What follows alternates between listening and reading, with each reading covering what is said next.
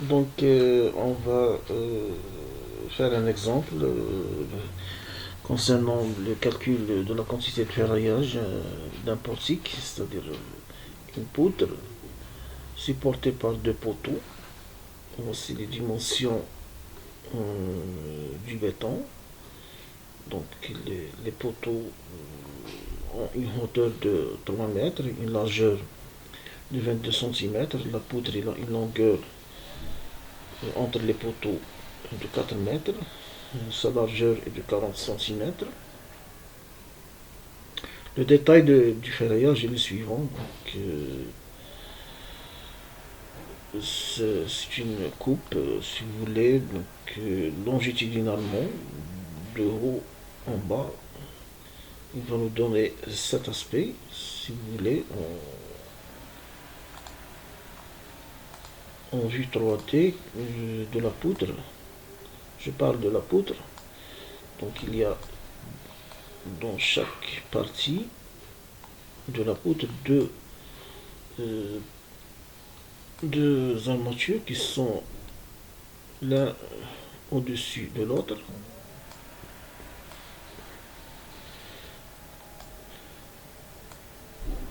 Il y a les armatures inférieures et les armatures supérieures. Donc.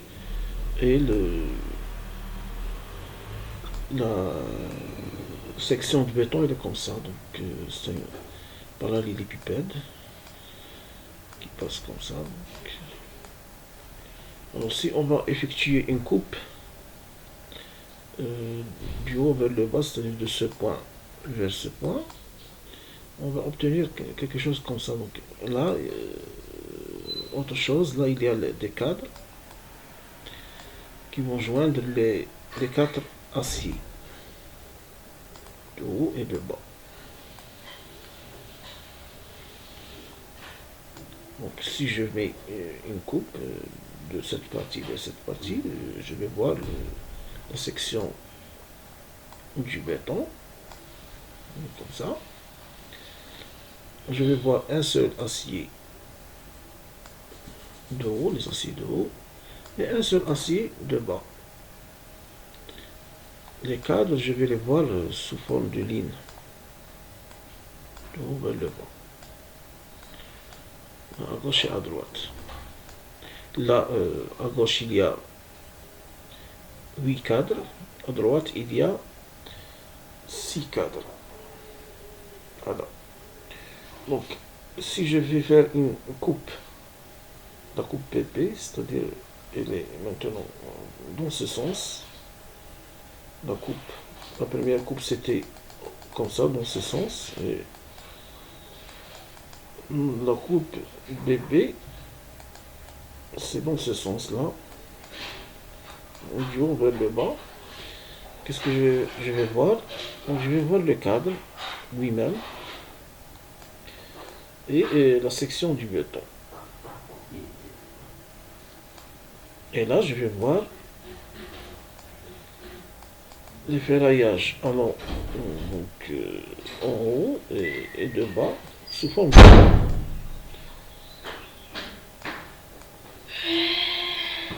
Voilà.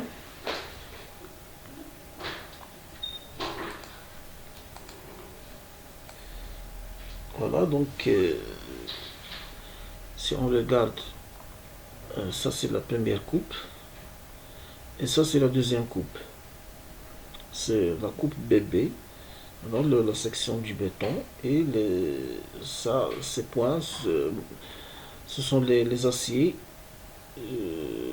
en haut et les aciers de bas de la poutre. Et ça c'est le cadre qui joint les différentes armatures.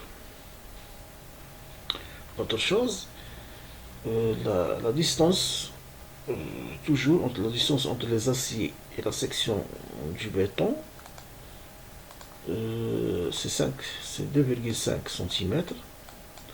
On appelle ça enrobage. Enrobage, c'est 2,5 cm. C'est-à-dire de part et d'autre, la distance, de part et d'autre, la distance, ça devient ici 2,5 2,5. La distance, ça devient 5 cm. C'est pareil pour la totalité du ferraillage. La distance entre le béton Unknown computer found. le ferraillage, c'est 2,5 cm. On appelle ça l'enrobage ici. Même chose. La distance entre le ferraillage et le béton, c'est 2,5 cm. Donc on va utiliser ces valeurs dans le calcul. Bon, cette partie nous indique la coupe du poteau, c'est-à-dire ici une section dans ce sens. On l'appelle AA. Là, voilà, si vous voulez le voir sur le dessin initial. Voilà. Alors, qu'est-ce qu'on va voir? On va voir des armatures. Là aussi, je vais dessiner la section du béton.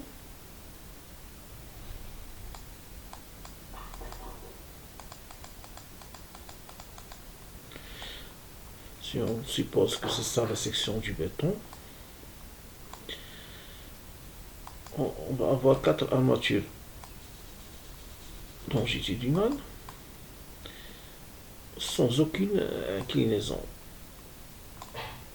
Une simple armature qui seront liées par des cadres, 4 cadres.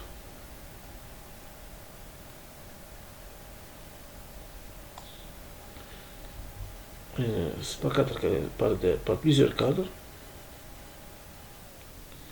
qui vont lier 4 armatures.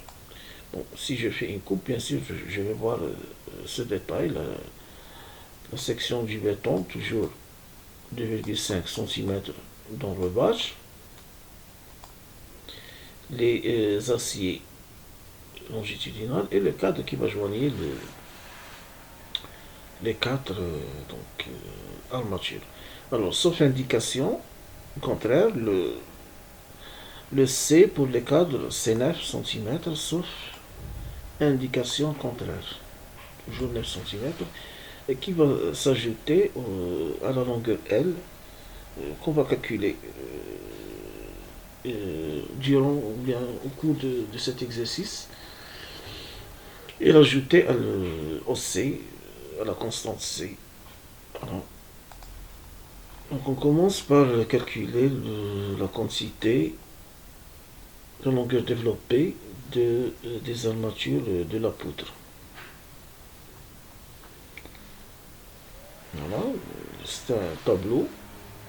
Dans ce tableau, qu'est-ce qu'on précise? On précise la désignation, c'est-à-dire l'ouvrage sur lequel on va travailler, ou bien l'ouvrage auquel on va calculer la quantité, la longueur des aciers. C'est le repère,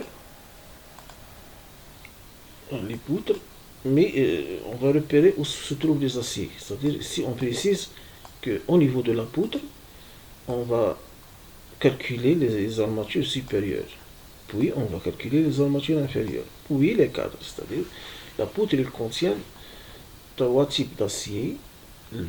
Ce qui est en haut, il a un diamètre différent à la section, au diamètre de l'armature longitudinale en bas, et bien sûr il a un diamètre différent aux armatures du cadre.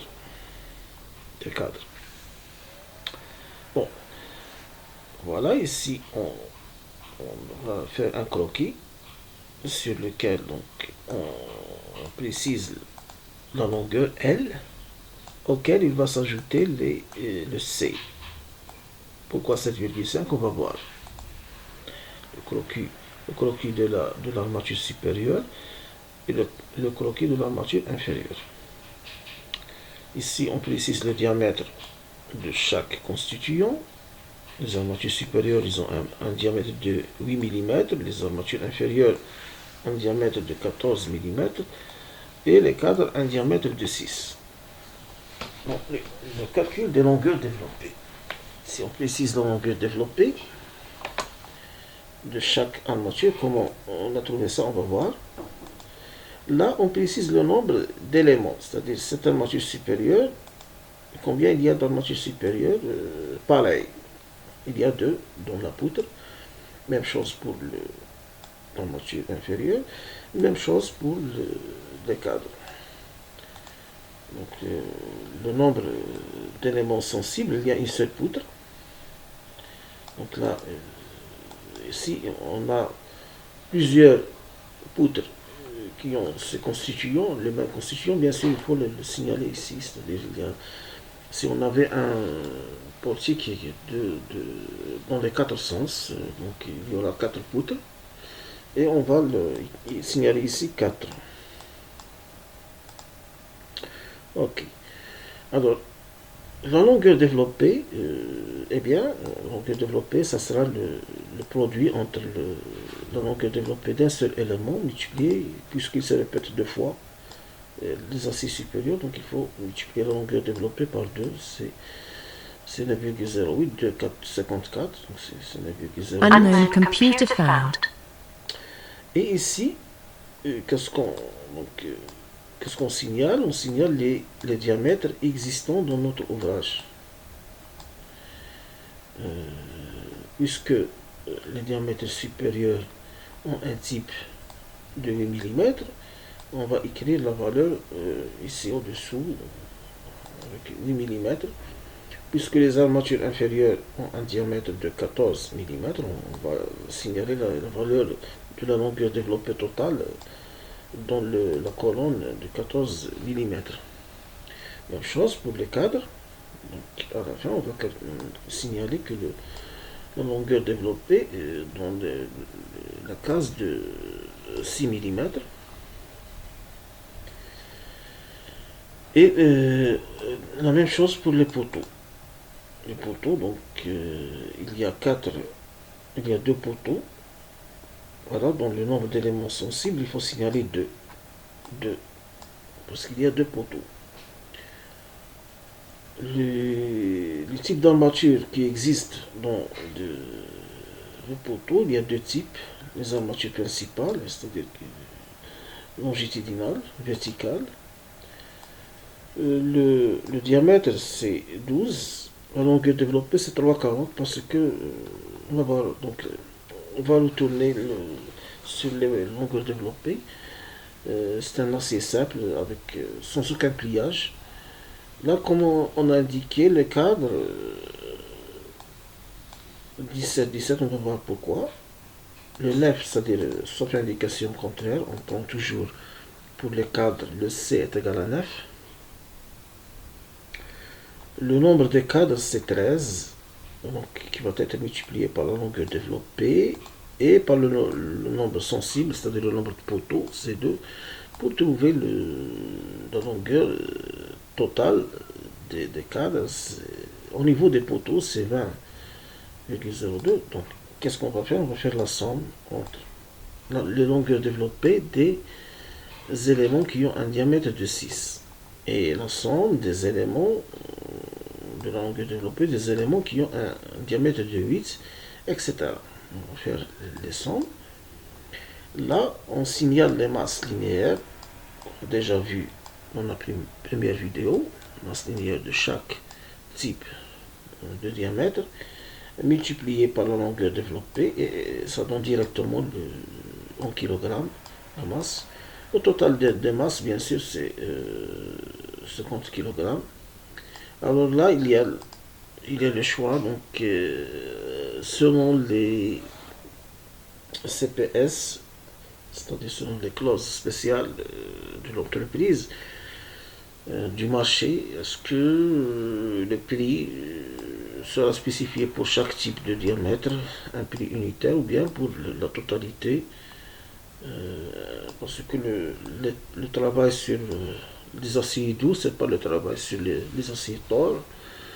Donc on peut différencier les prix, ou bien on peut prendre un prix unique pour la totalité 50 kg. Donc maintenant, dans la vidéo suivante, on va voir ce qui est essentiel. Donc ça, ce sont des choses simples. Ce qui est essentiel, comment on a calculé les longueurs développées. Donc à la vidéo suivante.